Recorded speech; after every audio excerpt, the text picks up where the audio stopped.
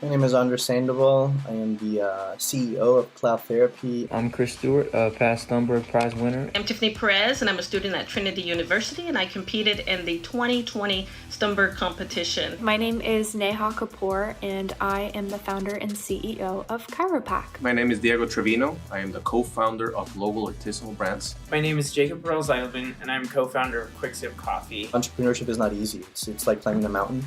The higher you go, the less oxygen you have, the tougher it gets. And it's a fast-paced life, but it's exciting. Hence the reason why I always travel.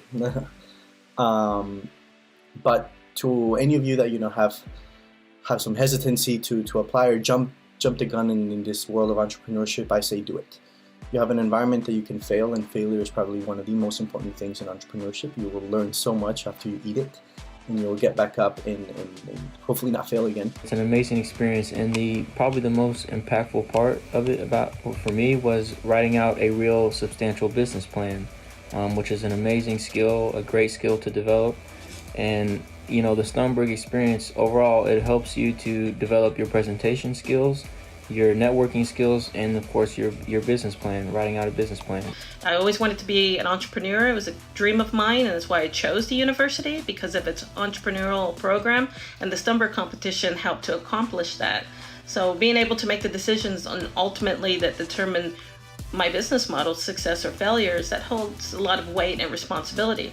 However, I do know, I know nobody will get in the way of my vision but myself. So despite, yes, it's very challenging being a student and starting up and the Stumberg competition and all, but I promise you, it is all worth it for sure. Chiropac was really born with the Stumberg competition. I had some amazing mentors really encourage me to apply and take a chance on the company, take a chance on myself. When all Chiropac was an idea in the back of my head, and they really helped me take it from idea to an actual company.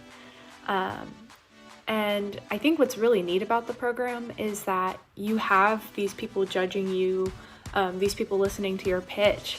And what's so exciting is that they feel the same level of energy and enthusiasm for your product or service or your company as you do. I would definitely not be the person that I am today, and I would certainly not do what I do for a living if it wasn't for Stumberg Venture Competition. Now, since I can remember, I've always wanted to be an entrepreneur. And the entrepreneurship department, alongside with the Stumberg competition, really do help you transform your ideas into plans, which then become a reality. I think there's no safer space to learn, grow, succeed, fail than the Stumberg Venture Competition and the accelerator process. There are very few times in your life where you'll have the opportunity to say, I can totally fail, fall on my face, and get back up and do it again, or change to what you want to do.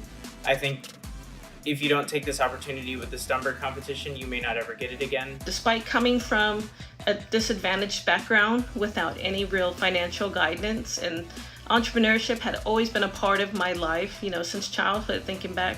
Opportunities, like the ones that the Stumberg family offers, to help motivate some young individuals by inspiring them to make a difference in the world is awesome.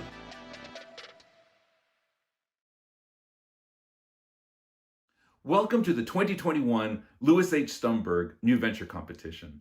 My name is Dr. Luis Martinez. I'm the Director for Innovation and Entrepreneurship at Trinity University.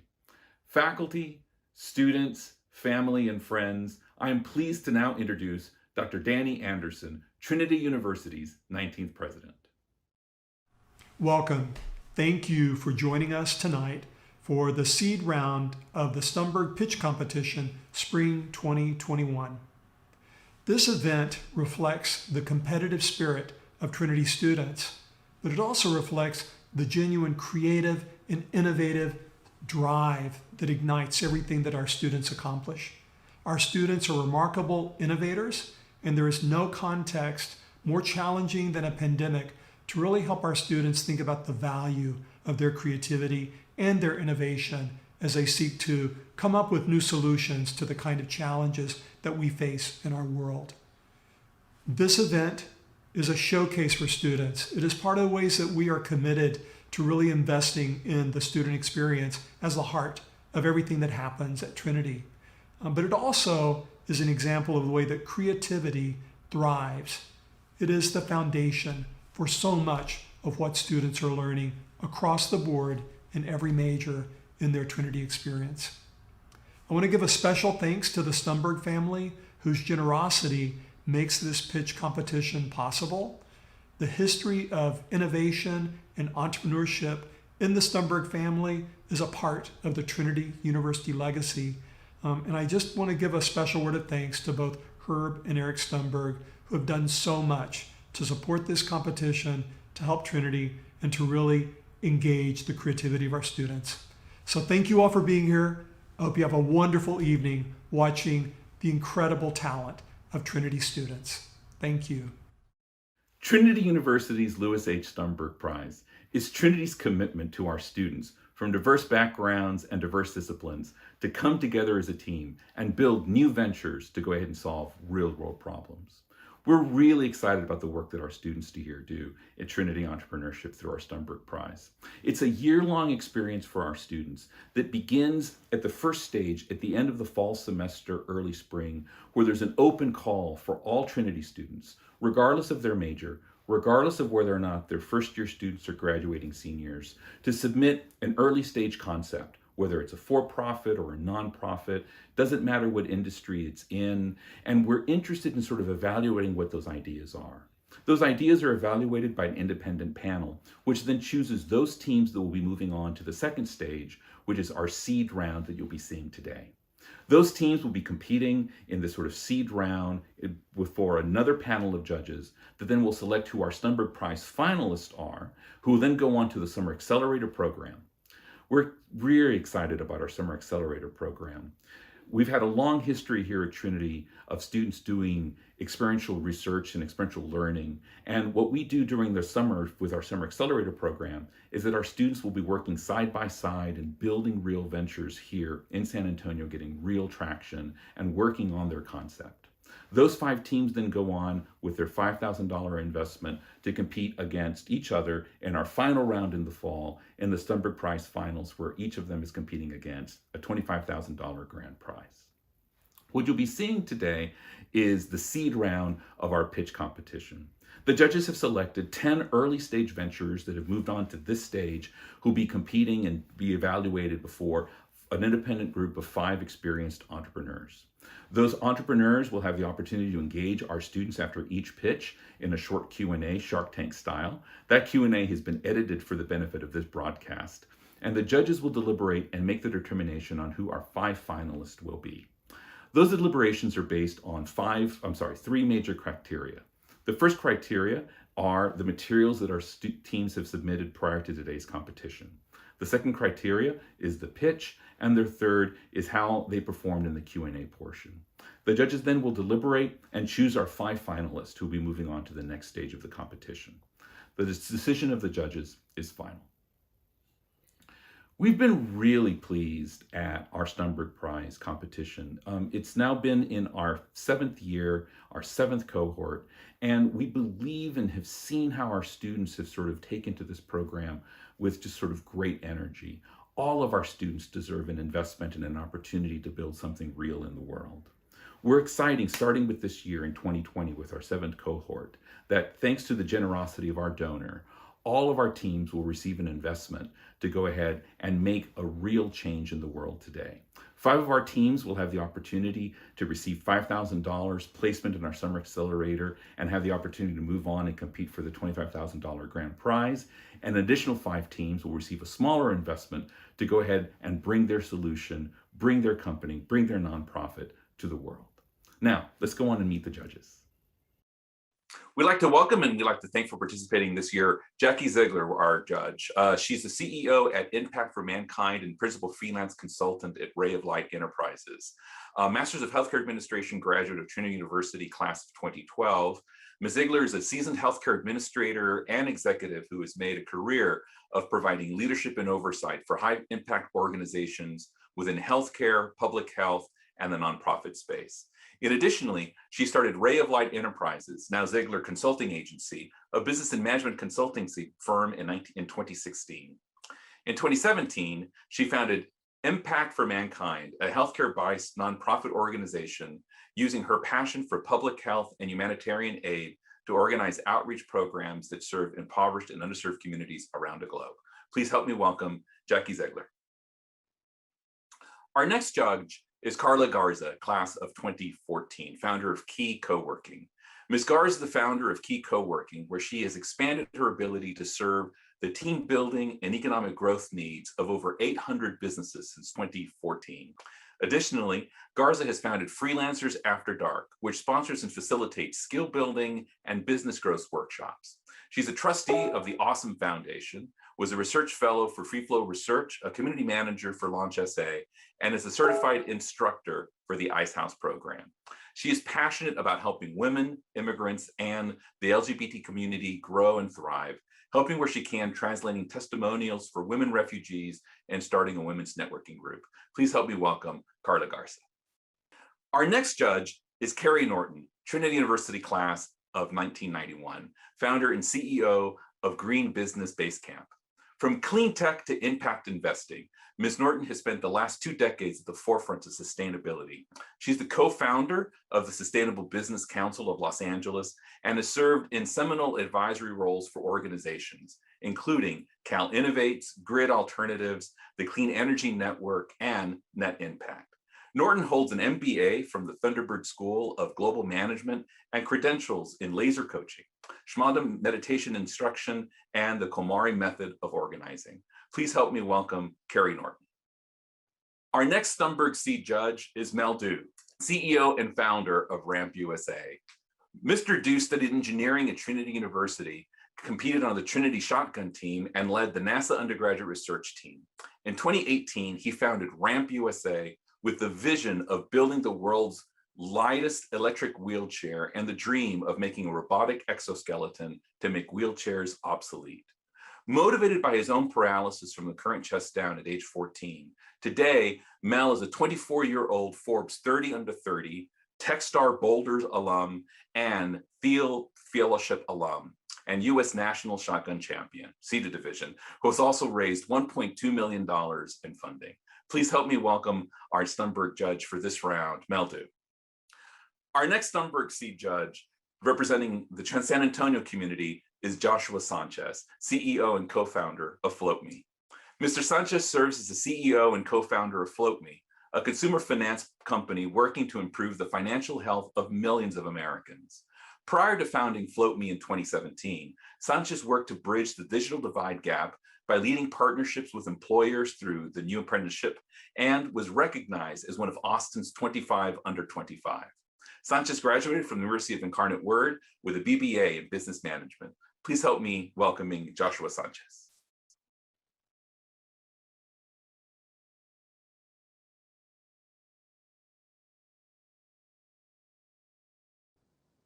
Hi, I'm Luz Orozco, and this is my partner, Erica Jones, and we are here to present to you Ecospace. Today, I want to start by mentioning some of the constantly occurring natural disasters, such as flooding, hurricanes, fires, and landfills, which are the consequence of a materialistic and capitalist world. Millennials and centennials are conscious of this reality, but they're also occupied with life, work, school, and the ongoing pandemic. Ultimately, consumers that are conscious of the environment have a tendency to want to take care of the earth, yet they often feel anxious and alone in the process. Another problem that these consumers face is the time-consuming nature of verifying that the products offered are obtained through responsible and sustainable methods. Lastly, purchasing everyday products from multiple websites is unrealistic and inconvenient.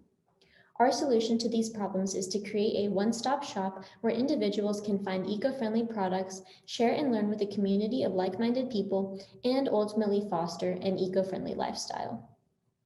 This is our mock website, where our community will be able to shop, share, and unite in the same place. We believe our main competitors to be Earth Hero, EcoRoots, and Maytrade. We believe that Ecospace stands out from its competitors for a few reasons. The first comparative feature is the variety of products offered. Ecospace would strive to be like an Amazon for eco-friendly products. The second feature is that Ecospace will have clear standards in the ethical sourcing of our products. Our third comparative feature is the community aspect. Ecospace will strive to have a strong sense of community by utilizing forums and blog posts on our website. The last comparative feature is consumers knowing the impact that they have on the environment when they buy from our website, thus knowing that they are helping the environment in some way. Ecospace is a platform aimed for people that care about the environment, but have limited time to do much about it. These people would have a sense of ecology, a sense of responsibility, and perceived consumer effectiveness. For now, we want to limit our customer segmentation to people that live in the US. And to best target our customers, we have narrowed down to 2 groups. These 2 groups are millennials and centennials.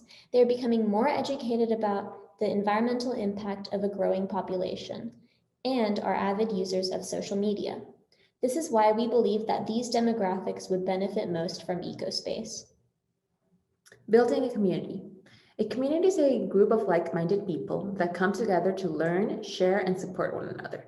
To make this possible, our main website will be accessible to everyone, and it will enable the connection between people through the use of forums, DMs, and personal blogs. Our business model. Our business model is composed of 4 phases, 3 of which we want to complete until the end of the year. We're currently in phase 1, which is research, contacting providers, and collecting data from providers and possible customers. Phase 2 is divided into 2 parts.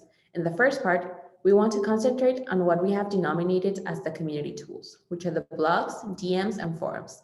In the second part, we want to start implementing products to the website. At the same time, we plan to develop our social media platforms and reach out to different nonprofits that advocate for an eco-friendly lifestyle so they can join the platform and help us spread a word about it. Lastly, in the third phase, we want to develop a campaign with the help of nonprofits and volunteers, not only to gain exposure, but to impulse the denominated green movement. Starting from July, we want to gain revenue from referral fees, selling fees, and advertisement. Later on, we want to expand to sell our own products, have storage, inventory placement services, and fulfillment programs. Erica and I hope that Ecospace will scale throughout time the same way Amazon did, and thus we plan to put one of Amazon's main slogans into work: get big fast. The goal of the campaign is to reactivate the Go Green movement and help people find pride in the process of becoming green. We want to find them at the beginning so later on they can help others find us. It's our moment. Going green is becoming increasingly attractive as a business strategy. Thus, many big companies and brands are hopping into the trend. Also, the eco-friendly market is one of the fastest growing markets in the last few years.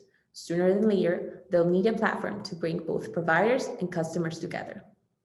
We will use the funds from this competition to create a website and utilize search engine optimization technology using Wix.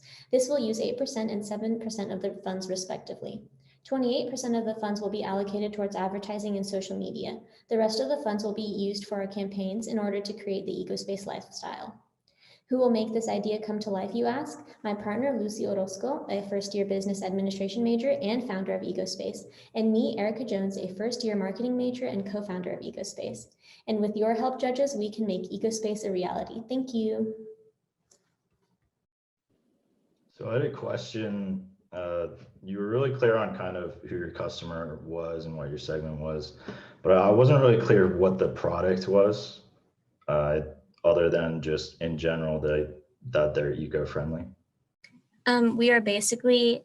We kind of call ourselves the Amazon of eco-friendly products. So we have this website, and we're going to reach out to some businesses, and they will be able to use our website to sell their products. And we also are trying to incorporate the community aspect, like I said. So we want to have also blogs and forums where people can learn about being eco-friendly, and that kind of sets us apart from our competitors. Yeah, like how to decide which products are greenwashed, which is basically saying that they're eco-friendly, but they're not really eco-friendly, and products that are really eco-friendly, that they do have this like standards that we give our audience, which is also one of the differences between our website. We actually give clear idea of what is eco-friendly, because many websites say that they're eco-friendly, but they don't say how they're eco-friendly. So when you're shopping on our website, you will be guaranteed that these products are coming from ethically sourced materials, and also having brands that are helping the environment in a certain way, and their packaging is wisely thought, so they can be reused or they can be biodegradable. Just be very thoughtful about what do you mean by eco-friendly, and people have been working on these kinds of standards forever, and there's still not anyone who's done it well, and so including Amazon, who has tried. So I would just say it's a really important time to notice what's going on in the broader landscape, and to be very holistic about how you do the assessments, but also very simple, so that when you're thinking about the consumer, or I like to call people citizens now, I don't use the word consumer anymore. So when you're thinking about your community, just make it simple, because people say they want blogs and they want opportunities to have conversations about this, and to some extent that's true, but largely people want you to make it easy for them, and that's what's been hard. Thank you, Ecospace. What works? New Works SA. And what work does the team of New Works work on? Well, we work to provide performance opportunities and classes that teach students how to create brand new theatrical productions. But why? Well, let me set the scene for you. San Antonio, Texas, our home. We're the 7th largest city in the US, and yet our theater scene is smaller than any other major city in the country. During the 70s and 80s, unlike every other major city in the country, San Antonio did not invest in regional, or in other words, professional theater. This means that students looking to create theater are limited by a city that failed to invest in the theater community. Students who want to pursue theater have nowhere to turn and leave San Antonio in order to participate in meaningful theater. And we think it's time to change that. Enter our nonprofit, New Works SA. We are creating an original season of new plays and educational opportunities for kids in middle and high school that will teach them how to create the next generation of plays. We can't solve the problem of a lack of theater in San Antonio unless we are committed to produce our own high-quality original theater. So that's exactly what we plan to do. By focusing on producing original new works, this eliminates a huge cost that exists for other new theater companies: production rights. Instead of worrying about how we will pay royalties for shows, we write our own shows and utilize works already in the public domain. We will produce 4 shows per year. 2 shows will be completely original productions written by our company. 1 will be an original adaptation, and the last one will be one old work done in a new and fresh way. Alongside our season, we strive to offer something that most other theater programs don't have the time to do: shape our students into theater creators by giving them the resources to use theater to tell their own stories. This is why our new educational program's pedagogy is centered on learning through doing rather than lectures.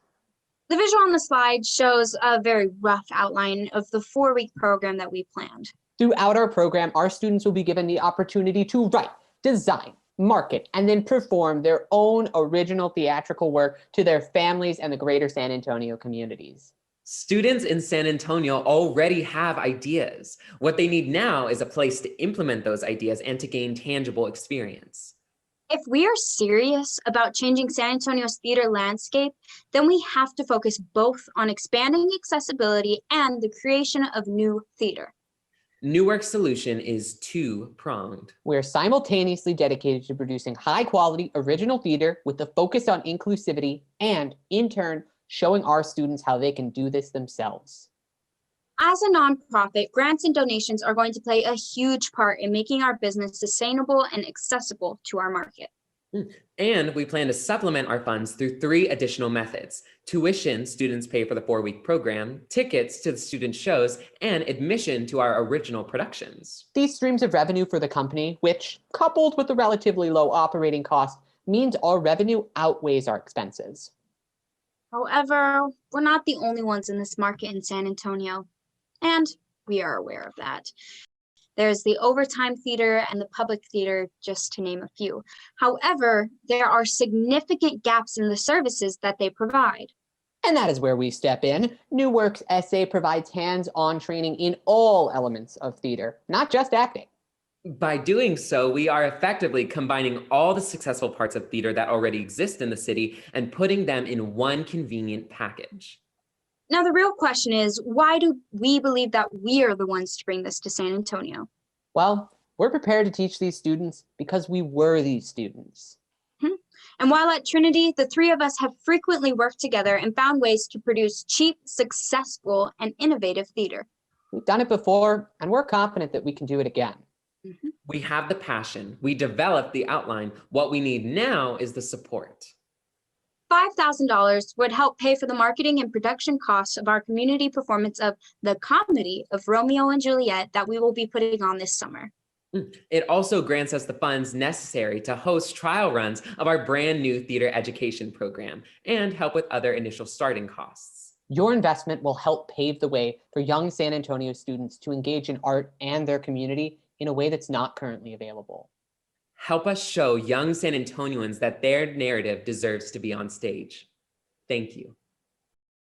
Hi, congratulations on getting this far in the competition. So my question for you is, your concept is around a nonprofit organization, and there are a lot of nonprofits in various spaces. So there's a lot of competition for funding, and you never want that to be your primary source of revenue. So what are some of the other strategies that you've given thought to of maintaining your revenue or bringing in revenue for your organization? The one major thing that we're already beginning the process of implementing is fundraising campaigns. We've got a fundraising campaign launching for our summer production and community outreach event on May 1st, along with setting up the opportunity for community donations and the revenue that we're going to be getting from our productions, as well as the classes and the educational programs. So it's a multitude of different things. Did I miss anything, Ren or Scarlett? No, that's perfect. Yeah, we really plan on making ourselves sustainable as well as we're going through. So Anthony, you nailed it. Have you thought about offering other courses or workshops and in, like kind of on broader topics? Yes, that's actually so amazing that you brought that up. We've been in conversations and really through looking at this education program to be in a production. We're really trying to almost make our students into mini entrepreneurs themselves and teaching, how to market a show, how to build your own brand as a theater creator, as an artist, just as a person. I think it's also important to note that our beginning of our program, we don't go in with labels. So the children don't go in like, I'm going to be a stage manager, I'm going to be an actor.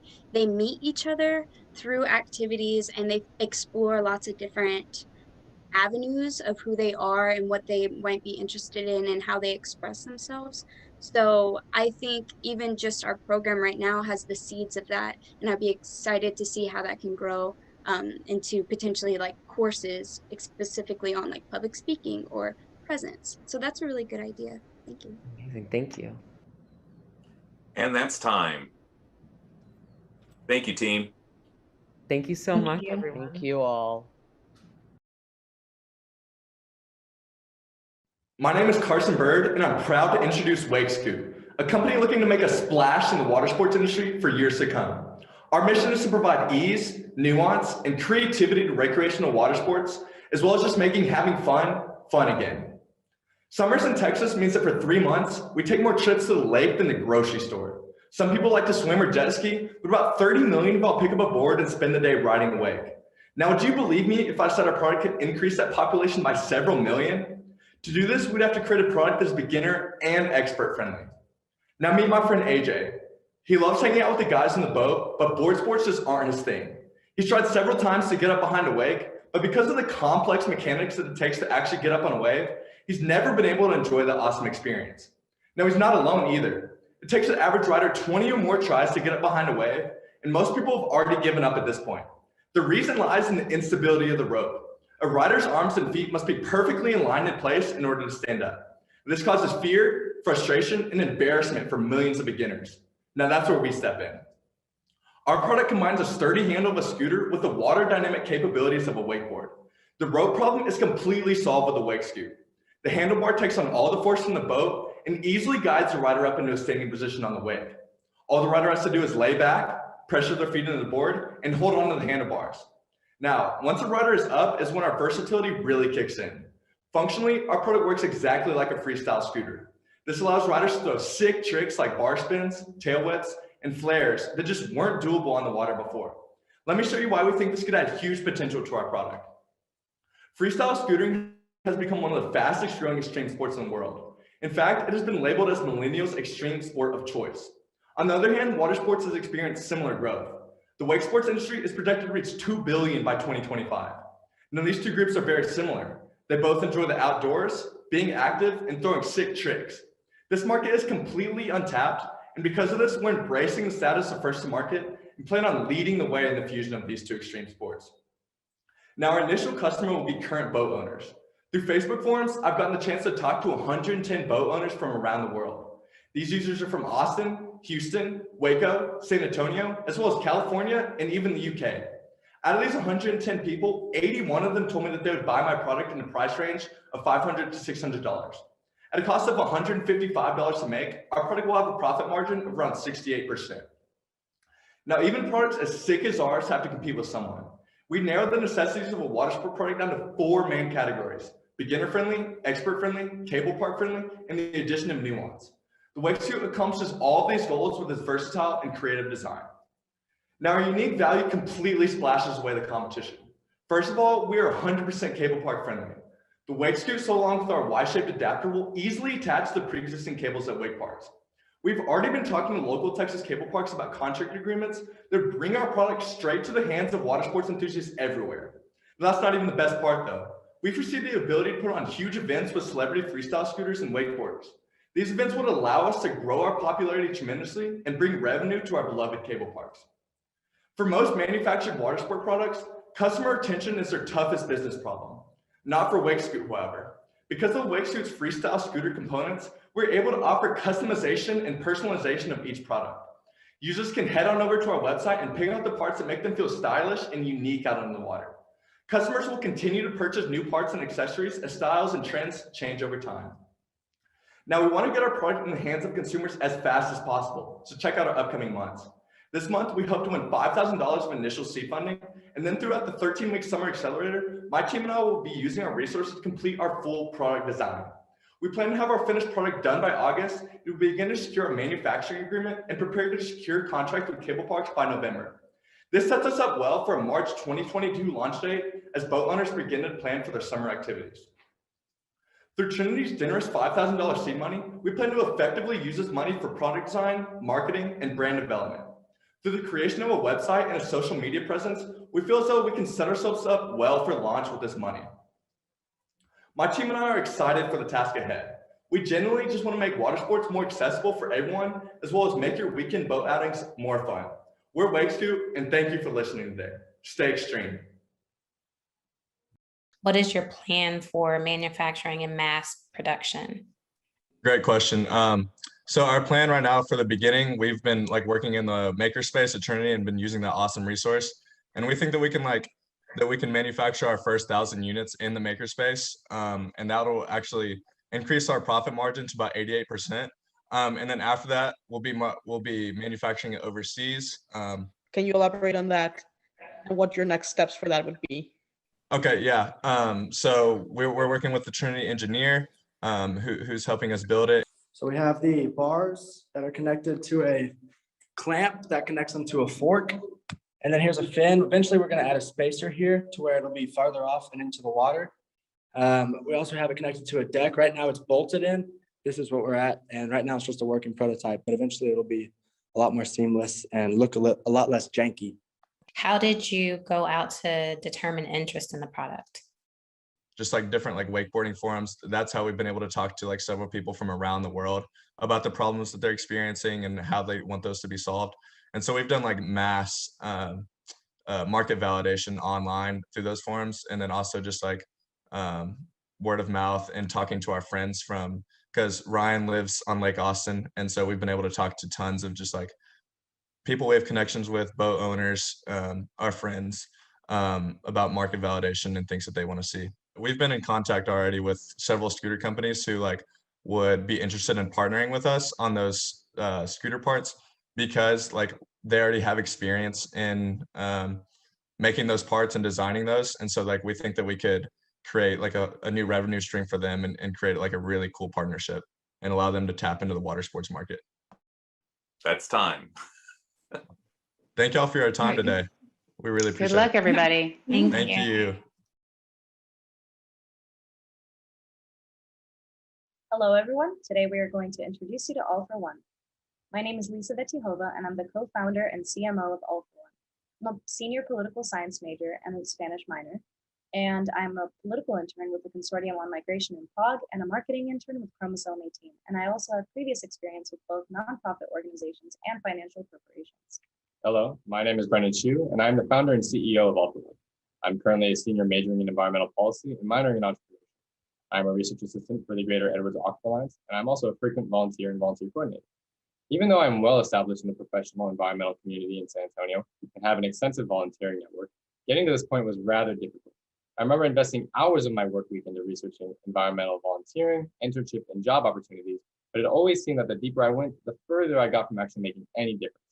Looking back at it, the biggest pain point that I experienced during this process was the major disconnect from the individual to the organization. And also the lack of a single platform that organized and identified all of the environmental opportunities and organizations in San Antonio. I remember going to the leading industry volunteer websites such as Give Pulse and Volunteer Match and seeing these results pop up. Only 3 relevant environmental volunteer opportunities are shown, and only one of these organizations is from San Antonio. Even the environmental organizations that are promoted are not being prioritized due to the hordes of other irrelevant content. Volunteering for the terminally ill is great, however, it is not an environmental issue. This is what's not working. First of all, they fail to compile a comprehensive list of relevant environmental volunteering opportunities in San Antonio. And secondly, most of the links you see end up redirecting the user to another volunteering website, creating an endless loop that makes it feel as if you're going 2 steps forward, or 1 step forward, and 2 steps back. This is due to the fact that Give Pulse and Volunteer Match are not designed to prioritize the environmental sector, nor were they ever intended to. As a result of these failures, local San Antonio organizations fail to garner enough of an audience for their opportunities, and in turn, the goal of bettering the environment becomes even more distant. If you're frustrated by this, you're not alone. There are 200 plus environmental firms in San Antonio and roughly 382,000 people in San Antonio who volunteer yearly, and they are all negatively impacted by the failures of these major volunteering platforms. All for One is the solution to this problem. All for One is a website that aggregates all of San Antonio's environmental organizations into one place, allowing for both individuals and organizations to communicate and visualize opportunities in San Antonio on an interactive map without the need for extensive independent research and networking. From our B2B and B2C to customer discovery interviews, we found that not only is the solution needed and wanted from our prospective customers, but they would be willing to pay for a platform due to All for One's exclusive 3 primary features. All for One's geolocator interactive map allows individuals and organizations to visualize where the other is located, with filters allowing users to locate volunteering efforts, community issues, internships, jobs based on their subscription. Our comprehensive list of environmental organizations integrated into our network database will allow for individuals to have direct contact to the organizations that are making such opportunities possible, and vice versa. Lastly, our discussion boards and personalized user profiles will allow for quick and effective communication between both parties and connects our users and organizations beyond the events themselves. From this competition metrics, it is clear that All for One stands far above any of our current competitors. All pre-existing volunteering platforms failed to provide relevant environmental opportunities, discussion, and action for such issues, as they were never intended to do so. All for One will capitalize on this weakness and will serve a market that has not only been extremely neglected, but will become a priority in the coming years. Our business model will be based on a subscription service that will be split into 2 demographics with 3 tiers per demographic. For our B2C demographic, the subscription tiers will be ranked through the functions provided per tier. Tier 1 will be free and permits viewing of volunteer and community improvement opportunities. And if you want opportunities beyond volunteering, you can upgrade to tiers 2 and 3 with more opportunities for an incremental charge. Our B2B accounts will be tiered by organization size and increase in price accordingly. The first phase of our timeline will be heavily focusing on customer discovery through extensive interviews of both B2C and B2B demographics. This will allow us to gauge our business model in alignment with our users. In the second phase, we will use the Accelerator program resources to develop a completely functioning All for One product, establish our B Corp certification, and complete our business model and have a well-established marketing plan. In the third phase, we will launch the All for One product to San Antonio and make updates accordingly through our customer feedback. And if the implementation into San Antonio is successful, we will expand into other major Texas cities. Our use of funds will be directly allocated to website development and to grow our marketing channels, and will be divided as follows: 2,000 to go to marketing, 700 to operation maintenance, and 2,700 to website development. Let's help make our community all for one. Thank you. Hey guys, good afternoon. My question for you is, so which customer will you focus on first and why? Primarily, we're going to be obviously prioritizing some of the B2B because the B2C is so much easier to integrate into the platform. However, B2B, because there's some barriers, and also there's the revenue structure of it that you have to account for. We are going to be prioritizing some part of the B2B further down the line. But however, we inherently think that as of right now, the B2B will be the primary basis of getting the platform off the ground. However, the B2C will much be easier. So in essence, the B2B is a priority. However, we are accounting for the B2C at the same time. As I was watching your pitch, I hit pause on the video and Googled environmental volunteer opportunities in San Antonio. Yep. Got several pages of free results that I went through, and all were legitimate. Can you elaborate why you're focusing on charging B2C clients when it's going to be such a tough sell when they actually have this free alternative? So absolutely. So if you see from our competition matrix, if I can pull that up right now here. Hold on. Sorry about that. So you can see from the B2C, the competition matrix here, or the actual relevant examples here, you can see that when we looked at the general competitors in terms of just volunteering in general, when we umbrella the term of volunteering in general, we get the most relevant, most powerful resources that they have are Give, Pulse, Volunteer Match, and so forth, right? None of these platforms actually giving anything relevant to San Antonio. There isn't one organization on here that I know personally that is in San Antonio that will actually contribute to the volunteering and environmental volunteering for the San Antonio area alone. Now, in terms of finding the B2C, that's why we kind of have integrated that freemium aspect into its first tier, where we're allowing people to use the free version in terms of just getting the volunteering, just to see they get their general taste of the platform itself. I mean, I just really appreciated the pain that you all have identified in the marketplace. So good on you. And my question is, have you thought about ways of gamifying the B2C engagement and interface in order to create more stickiness in the community and to create incentives for people to move from, you know, environmental volunteering onto internships or jobs or the rest of it? Something that we want to strive for.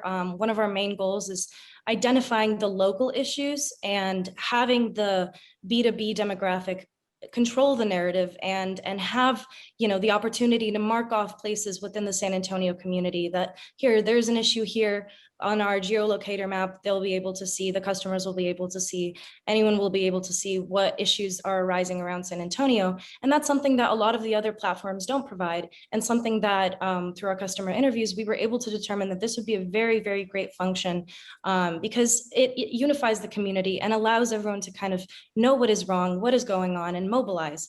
And that is something that I have always felt like that needs to, you know, be in one place.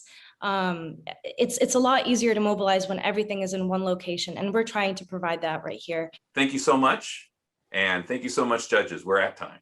Perfect. Thank you so much. Take care. Hello, we are Party Safe, and we're excited to present for you today. Caution, the following may be triggering. Imagine this. Jessica is a first semester freshman at college, and she decides to go out to her first college party. Brad, who's at the party and on the other side of the room, notices her and becomes aware that she is drunk. He waits until Jessica is away from her friends and proceeds to slip drugs in her drink. Jessica starts to feel weird and looks around for her friends but can't find them. Brad then drags her to another room and sexually assaults her. Sadly, Jessica's story is not the only one. Between 15 and 25% of college-age women experience some form of sexual assault while attending college. But what if Jessica had the option to alert sober monitors at the party before this all happened? PartySafe is an application that connects event attendees with sober monitors or local security to create an interconnected, safe partying experience. Pictured on the right is a mock-up of the widget functionality, which would enable users to swipe and tap to quickly and discreetly send a message. This would include a photo and would be pre-written so that it could do it as effectively and efficiently as possible. Furthermore, in the future, we would expand to include smartwatch functionality for increased speed and accessibility. COVID-19 reduced severely the number of people going out. This created an environment where new people will start to venture out again, and it allows for us to enact new behaviors in order to better the spaces and environments. Many fraternities also give the opportunity of having sober monitors in place, which are trained for bystander intervention, but sadly can't always recognize it due to crowded spaces and the subtle cues. That's where our app can come in to create a transparent environment where accountability is clear and unavoidable. So our target market would be composed of universities, fraternities, bars, and clubs.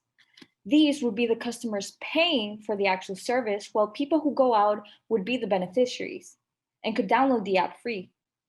Initially, we want to focus on targeting universities and fraternities. Colleges want to keep their students safe, which is why many fund prevention programs for sexual assault. We believe we have a service that would address the problem more directly to keep students safe. So several personal safety apps already exist on the market, like Red Panic Button, Be Safe, and KiteString, but we believe PartySafe fits a special niche here. Our services focus on connecting people that are very close nearby, preferably in the same room. Other apps focus on transit, connecting to the police, or maybe checking in from time to time, but ours provides a real-time solution, and we think that's what will set our app apart. Pricing will follow an annual subscription model, with customers being able to have a limited free trial. This pricing will be tiered so that large universities with robust Greek life systems would pay $3,000 compared to, say, a small liberal arts university, which would pay $1,000. Overall, we also may have revenue coming in for advertising on the application itself. PartySafe was born in a Trinity Entrepreneurship course with the development of the idea beginning in January. Morgan here has been researching various methods for how to create the application and bring it to life. Furthermore, beneficiary and customer interviews have revealed a strong desire for a service like ours. Lastly, we have received the intention of partnership from multiple local Trinity Greek life organizations. We're currently researching the infrastructure requirements for our app. We will need server hosting, databases, and notifications at least, because these will all be crucial. We are also researching other coding frameworks that we might integrate into our app, because these can assist us as we move forward. As can be seen by the estimated cost graph here, our $5,000 would mostly be focused on developing our IT infrastructure. This would include the servers, data storage, and notification services in their costs. We will probably use known reliable services like Amazon Web Services, Microsoft Azure, and Twilio to do this. Additionally, if we have any remaining funds, we'll reserve these for software maintenance and, if necessary, outsourcing some parts of development. Our team is made up of myself, specializing in marketing and entrepreneurship, Morgan in computer science, and Christina in marketing and communications. Thank you so much. Once someone uses your app, what is the ideal outcome? What are the next steps after I click the button on the app? Ideally, a user who's in a situation where they feel they need the app, they're able to quickly navigate, touch the button, and within, hopefully less than a minute, somebody who's nearby, qualified and able to help, can be there to intervene. Something as casual as, hey, it's been a while since I've seen you. How are you doing? Come catch up over here. And then from there, hopefully the person will be able to communicate what's been stressing them and what help they would need, and get them away from the person who is stressing them or the aggressor. Or if it was some kind of medical situation, get them to the help they need. In terms of scaling the business, what do you guys foresee to be your biggest challenge or problem in doing so? I think I can start on this one again. I would say a big challenge that we had all kind of come to and talked about is expanding beyond a university level. That is ideally where we would want to go so that we could offer the service up, not only for those who maybe would find it useful and a valuable tool while in college, and then once they graduate, hoping to continue to use it, but also to help as many people as possible. But there are challenges in that the system we were hoping to implement relies on an existing system that's only really present at universities, and it would require kind of training and changes in behavior at places such as bars, clubs, and other establishments. So that's one challenge I'm seeing. I'm not sure if Morgan or Christina, y'all may have something to add on that. Yeah, I can also add on that another, I think, pretty big challenge as we move forward is making sure our the back end of the software is able to handle all the user load as more and more users start going through our servers, and which I think is very crucial because we have to make sure our servers are efficient so people don't have errors, so people get the help in time. I believe we're out of time, and if we have no further questions, we'd like to thank you all so much, team, and we'll move on to our next group. Good luck. Thank you so much. Party safe. Thank you. Thank you. Hello, my name is Nathaniel Castillo Rodriguez. My name is Francisco Macias. And we are Ventura. Imagine a world where US citizens have complete faith in their government and minority engagement in politics is at an all-time high. This dream derived from a conversation I had with my grandfather, Santiago Ventura, a current Trinity faculty member and former undocumented immigrant. In our conversation, he said the reason he didn't participate in politics was because the government doesn't care about his vote, and politics are too confusing and untrustworthy. What we learned from this conversation is that for many native-born and first-generation Americans, the political and legal systems are confusing, and there's a general lack of faith in their politics in our media. This leads to people like my grandfather to not exercise their rights or engage in civics. Although Ventura is currently in its developing stage, we'll utilize this time to discuss our assumptions and our plan on how to solve this problem and make our dream come true. This problem leads to our first assumption. Our first target market is first-generation Americans, as they suffer the most without a political app. Right now, we're focusing on the San Antonio first-generation American population, which is roughly 170,000. Our second target clients are first-generation alumni, since they also struggle with understanding their personal rights and legislation. In the San Antonio-Austin belt, we are focused on targeting 5 different universities that collectively graduate about 57,000 plus students each year. So obviously we are competing in the political app market. But what is a political app? A political app is a news or information service that focuses on political or legal affairs. Our target clients already have access to political apps that revolve around 3 different service subjects. Our clients can receive subjective awareness on local campaigns through apps like Causes. Our clients are encouraged to participate in democracy through voting education from apps like ActiVote. And then we have apps like PolitiFact, who attempt to help our clients combat fake news by providing fact-checking services. Analyzing our competition, we noticed that there's a great need for a multilingual service that focuses on objective primary sources to increase minority civic engagement.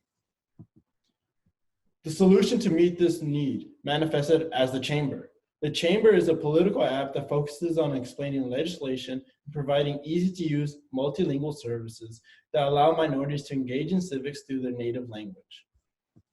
So what does this look like for a user? Imagine if a user, like me, a first-generation American, wanted to know about what a specific legislation is trying to say, what rights I have. I will log into the Chamber with the language of choice and select a subject or keyword of legislation I'm interested in. When I find a certain law I want, I would see a split that defines the legislation with a Rap Genius-like annotation system that is easy to read and user-engaging.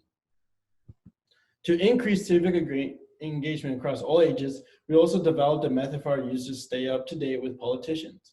Copying a baseball card method, Ventura aims to create a politician card that provides unbiased statistics on a specific politician's political activity. For example, we report on certain subjects like voting history, amount of legislation authored, and other fun facts. We will provide our content in a freemium service that limits the user's engagement depending on what level plan they have. Depending on what plan a client has, it will have access to education and entertainment services, all while having the congressional chamber at their fingertips. This is how we'll use the 5,000. A majority will go to research and web development, so we can really start off strong. The rest will go towards app development and establishing the company in Texas. Now, the beginning of our timeline revolves around our assumptions. The first step that Ventura is taking to make this dream possible is by initiating a design sprint. In this sprint, we'll first gather a professional board to discuss specific problems in US politics. Next, we'll administer surveys and focus groups to confirm our client market and business model. Following, we'll conduct literary and field research to analyze the pitfalls of our competition. By the end of summer, we'll prepare to pitch the skeleton of the website and company to begin funding and beta testing. During our design sprint stage, we'll also be recruiting a research and development team to keep design and creation in-house. Our team consists of me, Nathaniel Castillo Rodriguez, as CEO of Ventura and current Trinity Junior. And myself, Francisco Macias, Ventura's Chief Operating Officer and Trinity alumni. So Ventura separates itself from conventional news and political media as we're committed to truth, transparency, and education. Ventura aims to provide the clients with security in their government as well as empowerment for active participation in their own political system. So together, we can help individuals like my grandfather and change the world of civic engagement. Thank you. My question requires you get a little bit of background from me. I am Mexican. I grew up in Mexico. And I understand that one of our issues is we don't trust information that comes from other people. We assume it's either meant to manipulate us or has some sort of bias. And I know that gets passed down to first, second, and third generation kids in the US. Would you address what steps you're going to actively take to help build that reputation of trust and confidence, particularly Latino communities, because I can't talk about other communities because I'm not part of them. I think that what to really build trust on individuals that don't have a necessarily understanding of the political system is that we develop a program which we teach them how to exercise the rights that they have. We have to we develop a program with education courses. This is through our 3-tier system. They would have to pay for the 3rd tier. So they get all the price package, plus they get a kind of know your rights package in which we pretty much instrument the basic necessities of the political system and break it down in their own language by incorporating also their cultural background. Okay, so can you clarify for me your content? Who's going to be creating the content where if the idea is to eliminate bias, how do you ensure that in the interpretation of legislation or the interpretation of laws, how are you going to mitigate implicit bias or outright bias? Okay, well, I think what we want to first state off is that we are not interpreting law. In fact, we are just defining the words in the native language. We are making it easier for them to understand. We are not providing an input on what the legislation is about. We are mere just providing a context of how to understand this in simple terms.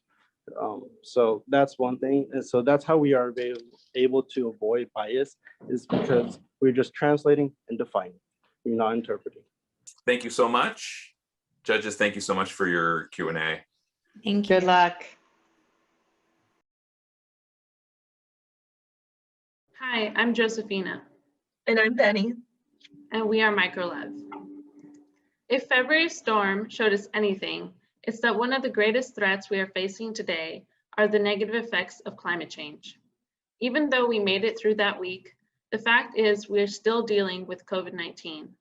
In 2020 alone, the US spent over $6.5 trillion on damages resulting from extreme climate disasters and COVID-19, along with the devastating and incalculable loss of over 500,000 lives. So what do these two things have in common? Besides being two of the biggest threats we face today, they both involve the study of aerosols. Aerosols in the environment take the form of CO2, smog, and other types of pollution.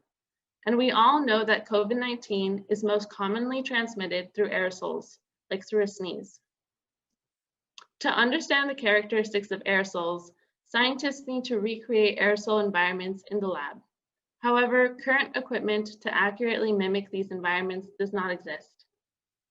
The three major problems that prevent scientists from effectively studying aerosols are that existing instruments are too expensive, they offer a limited scope of study or are imprecise, and they waste precious resources. We prototyped a research instrument to provide scientists with a solution to these issues. Not only have we designed and developed our product in theory, we have developed and tested it in the lab. Here you can see our linear electrodynamic balance.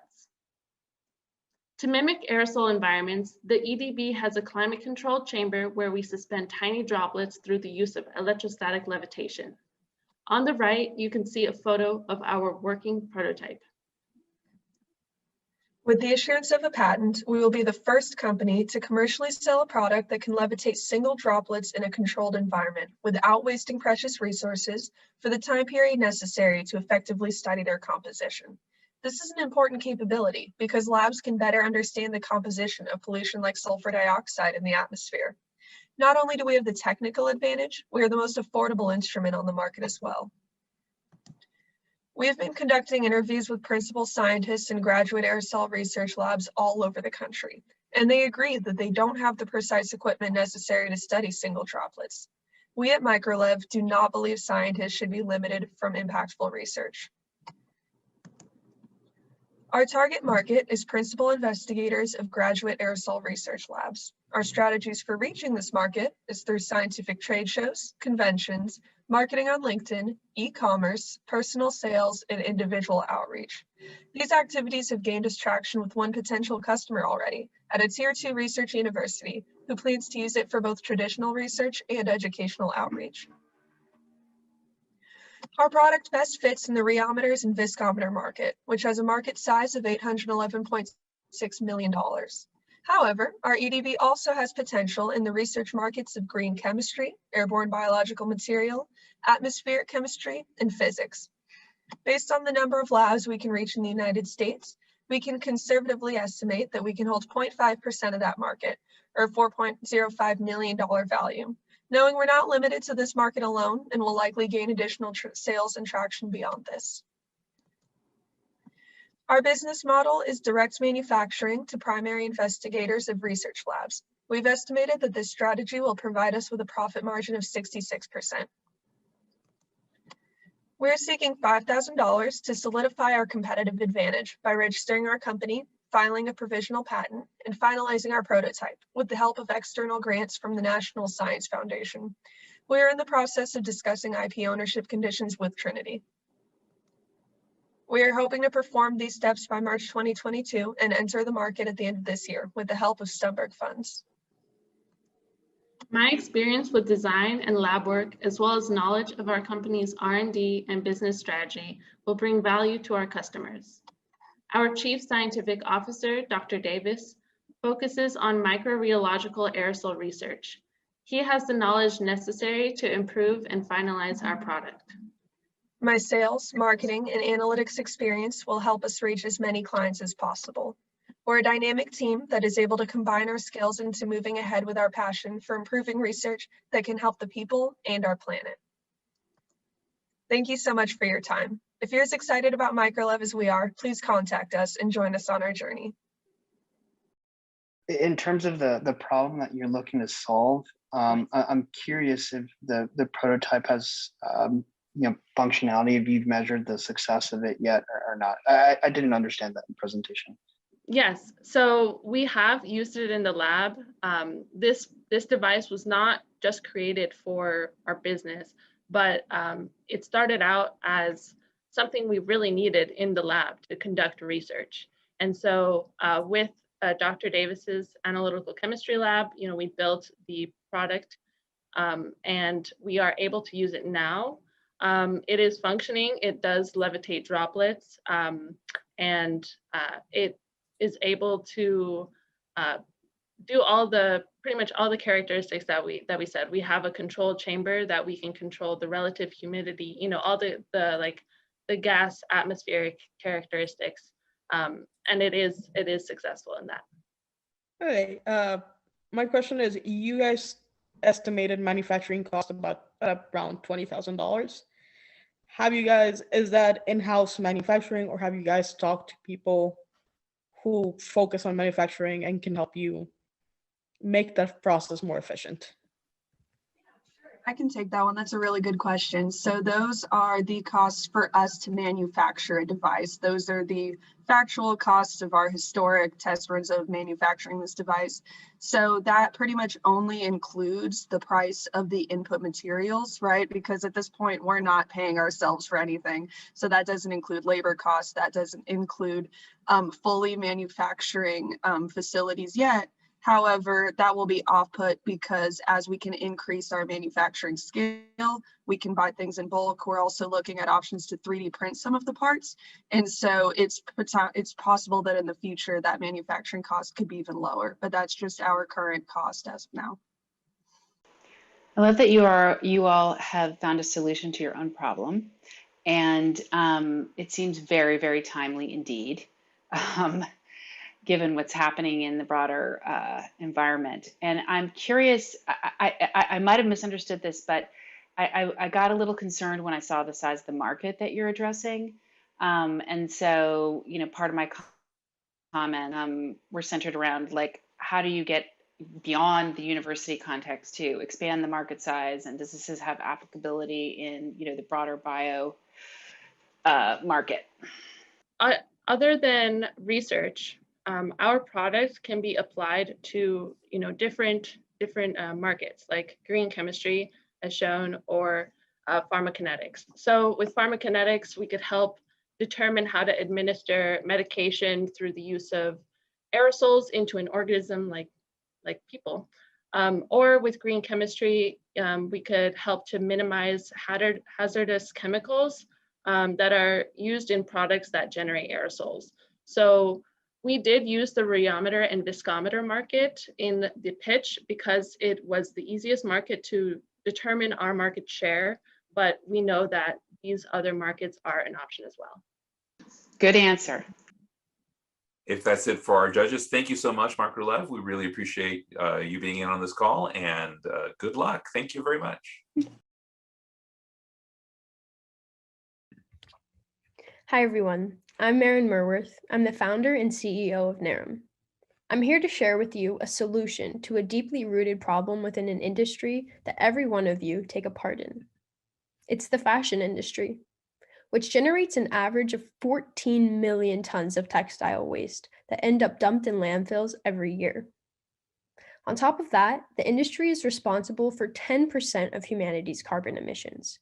That's second only to the oil industry. One of the main reasons this happens is because the average American discards 81 pounds of clothing each year. They do this because they're trying to keep up with fashion trends and are continuously consuming new garment styles. In response to these fast-moving trends, the industry has embraced a production method known as fast fashion, which means they are overproducing low-quality garments for mass-market retailers and creating enormous amounts of waste, which is devastating to the environment. With an average of 84% of used textiles ending up in landfills, only 15% is properly recycled. Nerum's mission is to take all of this textile waste and all of these discarded garments and transform them into trending fashion styles. Nerum currently repurposes thrifted and unwanted clothing material, which will eventually constrain our ability to scale. That's why we have our sights on building partnerships with innovative textile processing companies like Evernew Technologies and Miller Waste Mills, who have created methods to repurpose landfill textiles into usable materials. With the proper funding and utilization of similar production processes, Nerum plans to scale its manufacturing and distribution beyond its current boutique operations. Nerum already has an established e-commerce platform that targets the industry's most influential and environmentally driven fashion buyers, Gen Z and millennials, hosting clothing designs at reasonable prices for fashion consumers. To provide a specific example of the financial opportunity associated with this business model, here's a product concept that we've been working on and plan to take to market by the end of the month. We are taking reclaimed jeans that cost on average $5 And with a bit of manufacturing and design time, we are able to transform them into fashionable handbags that we plan to sell at a price point that will generate a profit margin of 129%. As a sustainably focused brand, Nerum is on the forefront of an emerging and ethically important market that is currently valued at $6.4 billion. With a compound annual growth rate of almost 7%, the market is estimated to be worth over $15 billion by the end of the decade. As of now, there are some larger, more established brands like H&M, Nike, and Levi's that have launched ethically labeled products. But most of their business is still generated through unsustainable, excessive production that continues to harm the environment, and consumers know it. We see our more direct competitors as smaller clothing brands selling over social media sites such as Instagram and TikTok. Right now, Nerum has gained traction with prototype sales that have generated profit margins over 50% from over 700 unique website visitors. And our early stage promotional efforts have produced a social media outreach of over 13,000 impressions. And as we begin to transition into larger operations, we have had early stage communications with some of the textile manufacturers I previously mentioned. With the assistance of the Stumberg Seed Round Prize, Nerum plans to allocate the funds into legalizing the brand as an LLC and trademarking the intellectual property that comes along with that. The remaining funds will be used to help market the platform and grow the number of individuals we reach, generating hype around each clothing drop as well as the brand itself. This is Nerum's team, Maysoon, John Anthony, and me. Each of us has very unique strengths in marketing, finance, and design. Together we form a well-rounded team able to help drive and manage the growth of the company. Sustainable manufacturing for fashion is an emerging market segment that we expect will soon become the standard for the industry. Nerum is prepared to ride the wave of this projected trend and to build an environmentally ethical clothing label that reflects the infinite life cycle of fashion and textiles. Thank you. What's going to set you apart from other brands that are currently using recycled textiles? There's a lot of small businesses that are currently focusing on that. I think since the market is turning towards more sustainable products, I think that just us being there and having more fashion instead of just regular clothes would set us apart. Your manufacturing process is going to have to be unique for each piece. Is there anything you've done or started to work through to streamline that process? I've been making templates, especially for the bags that you've seen on the pitch deck. I've been making templates, so if we wanted to outsource to someone that would make the bags besides myself, they would have the instructions to do so. And then with manufacturing pieces, dead stock material is very limited in supply. So it would really just depend, probably smaller orders instead of big, like $100, $200 orders of clothing. So at least you can, maybe not on a large scale, but at least within that project, streamline it. Yes, and with those things specifically, that material that is, being released by those companies has to be destroyed and respun. And so those are those manufacturers that we are currently in talks with. They handle that process.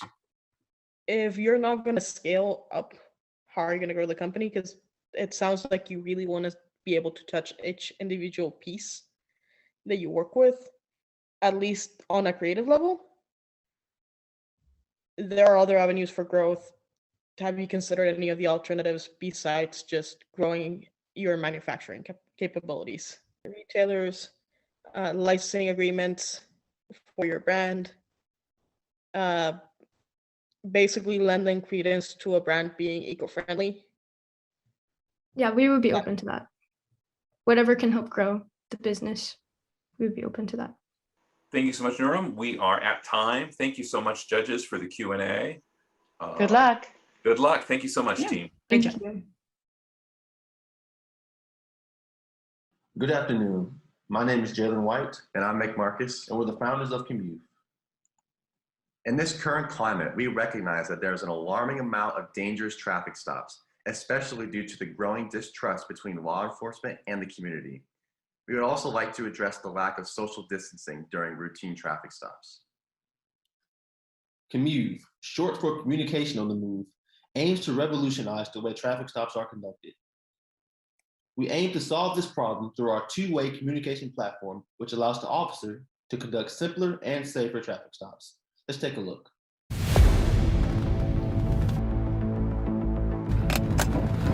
1104 PD. 1104. Yes, sir. I'll be out with traffic. Texas plate, Delta Romeo 4, Victor 544. Occupied one time, Alamo Stadium. Copy, sir. 1822.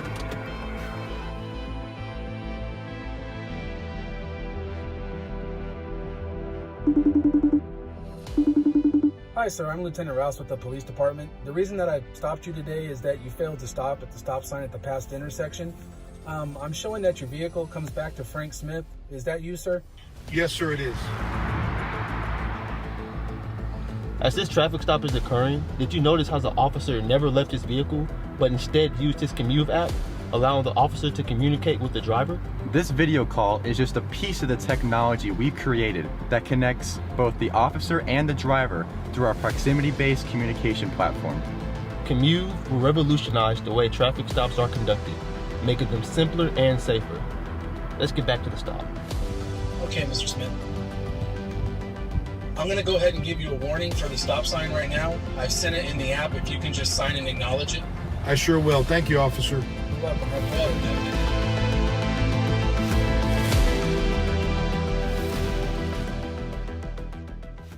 Not only does Commute include the video call seen in the video, we also plan to add the additional features that will meet the needs of both public and police departments. Commute will assist departments with generating their yearly racial profiling reports mandated by the governing body. We also aim to implement a translation feature that will assist Spanish-speaking drivers in communicating and vice versa. We will also include educational tools for drivers relating to the proper behavior of a traffic stop. 21st Century Policing, for those who don't know, is an initiative set forth by President Obama in 2014 for departments to promote effective crime reduction, build public trust, and enforce officer safety. Commute aligns with the vision of 21st Century Policing, with an emphasis on pillars 1, building trust and legitimacy, 3, technology and social media, and 6, officer safety and wellness. Now, the market for our service is extensive. Our target customers are progressive police departments that align with the vision of 21st Century Policing. There are nearly 18,000 police departments in the US, and by 2031, we aim to integrate Commute for half of these. However, the path to integration is not linear. There are multiple ways that Commute can be implemented. We'll work with insurance companies who want to keep their drivers safe. We'll also work with phone carriers who will provide department-issued phones with Commute pre-installed. In certain cases, we also be able to sell directly to departments. Now, the other side of our customer base includes the 230 million licensed drivers in the US. This is advantageous as we can foresee a strong user base. Our go-to-market strategy is to launch a controlled beta test to gain critical feedback, target the San Antonio Police Department, and actively engage with the community through social media and other outlets. We aim to use the funds provided to develop our beta software. We want to hire a mobile application development company and continue networking with police departments to build traction by traveling to police conventions, developing our website, and marketing through social media. Why us? We are uniquely positioned to solve this problem because of our existing relationship with TUPD and the resources they provide to accelerate this venture faster than any future competitor. Also, I have firsthand experience of the pain point. I grew up in St. Louis. My hometown is Ferguson. I've experienced the Ferguson riots in 2014. I've witnessed the distrust between law enforcement and my community. The timing of our endeavor is crucial to the current climate of public distrust in law enforcement. This is a serious problem that must be addressed now. We're Commute. Help us be part of the solution. Thank you. Hey guys, really loved the presentation. Thought it was very creative. I think the only question I have is how will you ensure your solution is compliant in all states? Well, I mean, when we integrate with these departments, we'll ensure that that will be viable. We'll go department by department because some departments are not in charge of their technology budgets or what they can implement. They'll have governing bodies that they answer to. So we'll make sure that whatever department that we do want to work with, this will be viable and it will work. how are you going to get non-cop users to download the app?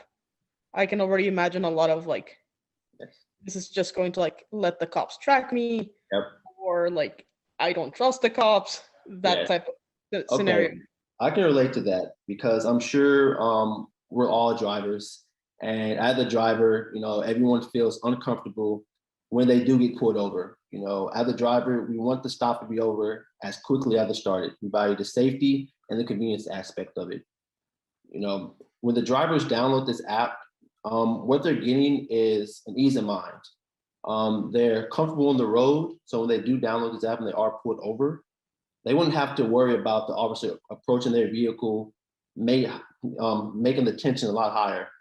I mean, another incentive as well is our translation feature. We know we want to roll this out in San Antonio, and the majority of drivers in San Antonio speak Spanish, and sometimes it's hard to communicate during a stop with the driver and the officer. So we plan to have a translation feature where we'll make this stop more efficient and quicker. And I'm going to add on to that your question about, you know, worrying about law enforcement kind of spying on you. So this call, the video call that occurs between the officer and the driver would only occur in the actual traffic stop with that short range communication system that we were talking about. So once the driver is outside that radius of the officer can no longer see their car or their information on the officer's side of the app. Hey guys, love the video, love the all of the endorsements that you got from police officers. I'm wondering what you think the criteria will be for an officer to escalate from a remote stop to a conventional patrol stop, because, well, I mean, you see a lot these days, cops kind of do whatever they want. They'll turn their body cams off when they feel like it. They'll turn their dash cams off. Okay, so we know that Commute will not be appropriate for every stop, right? You know, if they see someone, you know, doing figure eights on the highway, that would not be an appropriate time to use Commute because they might be under the influence. Yes. However, Commute would emphasize and relate to the traffic stops for, you know, out your headlights out, you were speeding a little bit. It'd be the low level stops. However, once the officer does pull the driver over, there could be a level of suspicion the officer gets once the video call occurs. And once that, if the officer does suspect something's up with the driver, the officer has full discretion to end the virtual traffic stop and approach the driver at their window like a usual traffic stop. Again, it's not a replacement for all traffic stops, but we want to make those low-level traffic stops easier for both parties. Thanks so much for coming in, Commute, and we really appreciate your time. Thank you. Good luck, guys. Thank you. Good luck. Hello, my name is George Wiggum, and I'm the founder of Notch Esports Suppliers. Notch Esports Suppliers' goal is to help schools and colleges across the country start and maintain their esports program.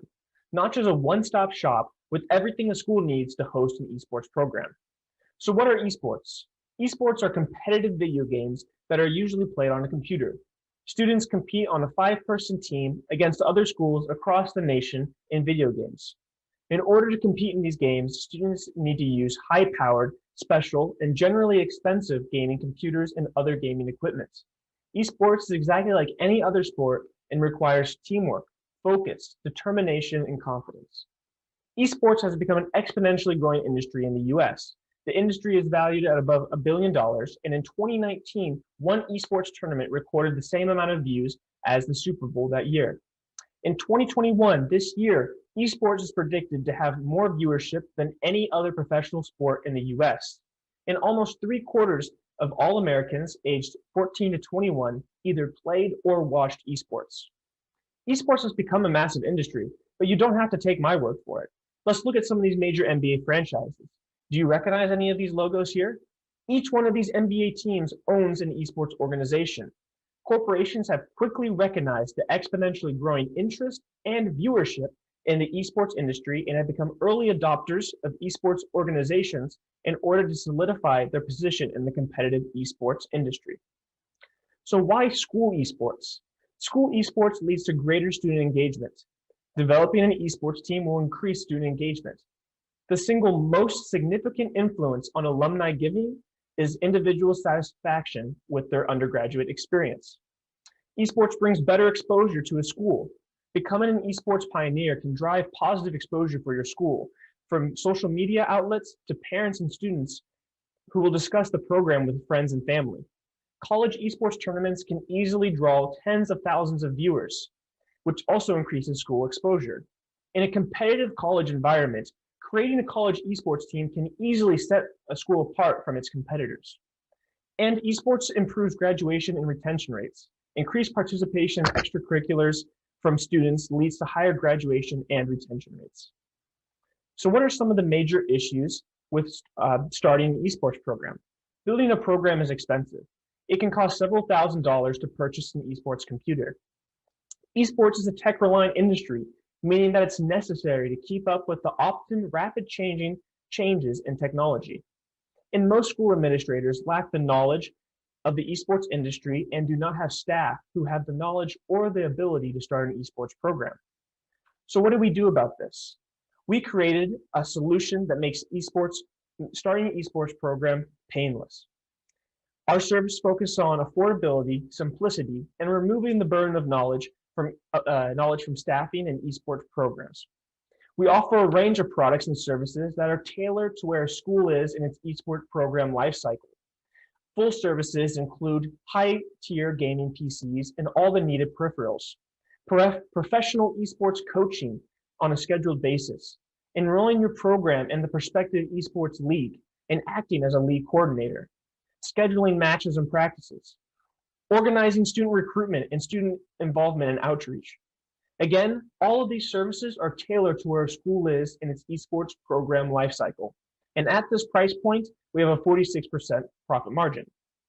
Next is not an attractive service to schools. I am currently in contact with 2 schools.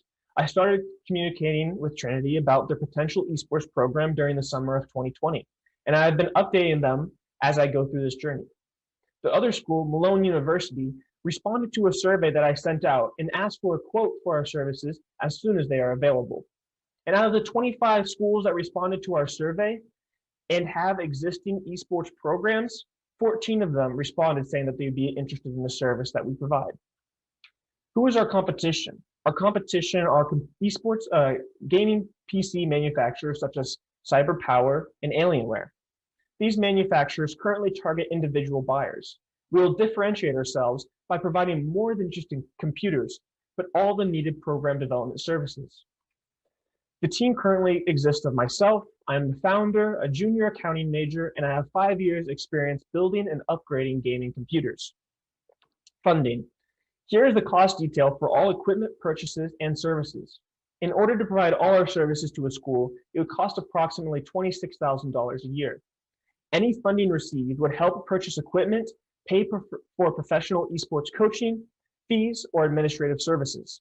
We want to begin offering our services to schools as soon as possible, and in order to do so, we need funding. Thank you. One thing that I would say consider in your pricing model is, if I remember correctly, you had a month-to-month pricing model for the school, but if I understood correctly, you are also including equipment in your cost. So is that included in that monthly cost, or is that a separate cost? And if it is included, you might want to consider changing your pricing model to a larger influx of cash initially to cover that, and then maybe lower your prices over the following months. My question for you is, you were saying that schools have to hire 2 to 3 faculty members to start an esports program, and you're going to potentially solve that solution for them. And in your presentation, I think you said you had 14 schools that have expressed interest. Being a single founder right now, what if you had multiple schools that were ready to contract with you in the short term? How do you build that capacity to be able to take on all of those, or even take it on more than one client at a time? Yeah, a great question. Currently, with being just a single founder, I definitely do not have that capacity to take on 14 schools at once. I think it would be If I was going to move forward, it'd be with a single school and kind of move forward on a step-by-step basis, because there's obviously intricacies that I'm not aware of myself since I haven't gone through this process. I can do as much in-depth planning as I can as possible, but I still believe there's things I'm going to run into that I can't prepare for. So it's going to be taking it slow when you first start into it, because it's by school basis. Every school is going to be different. I'm going to be working with different people at different schools. And I'm going to be solving different needs. Some schools may have more of a price needs than others. Other schools may want a more competitive. Some schools, their goal for the esports program is a more competitive esports program. Other schools, it's student involvement. So it's kind of, they want to build the student community. So every school is going to be different, and definitely being a single founder, I'm not going to be able to take on multiple schools at once. It's definitely something where I'm looking to build my team, and then I'll get to the point where hopefully I would be able to. Thank you. So I love that this was a hardware as a service subscription model. That's a really strong business model. I'm wondering how you're going to deal with the kind of transient market there is. So like right now, for instance, if you're a PC gamer, you know that flagship GPUs aren't available right now. The last generation costs more used today than it did new when they launched. And for most PC gamers, they're just waiting an entire year, not buying any equipment. How are you going to deal with these year-long stretches where the hardware isn't available? Yeah, great question. So it's definitely an issue today, and I have been in contact with I have thought of contacting computer manufacturers and working through them as well, because they do provide discounts on bulk prices, so buying them together. So the goal would be to eventually build them in-house. Obviously, it's not always going to be an option. A lot of these larger manufacturers have contract deals with directly with suppliers and are able to get those pieces that retail buyers like ourselves aren't able to get currently. Eventually, I'd like to get to the point where I'd be able to build them in-house and build them myself. If there's ever supply for that, build them myself and with a team, and then provide them to the schools in order to save on costs. But outsourcing those computers is definitely an option at the beginning. And those larger giants have a lot more supply chain management, getting those parts even when retail traders cannot. Thank you so much, Notch Esports. We really appreciate you participating in this part, and good luck. Thank you so much. Thank you, Thank you George. Good luck. for your time, everyone. Appreciate it.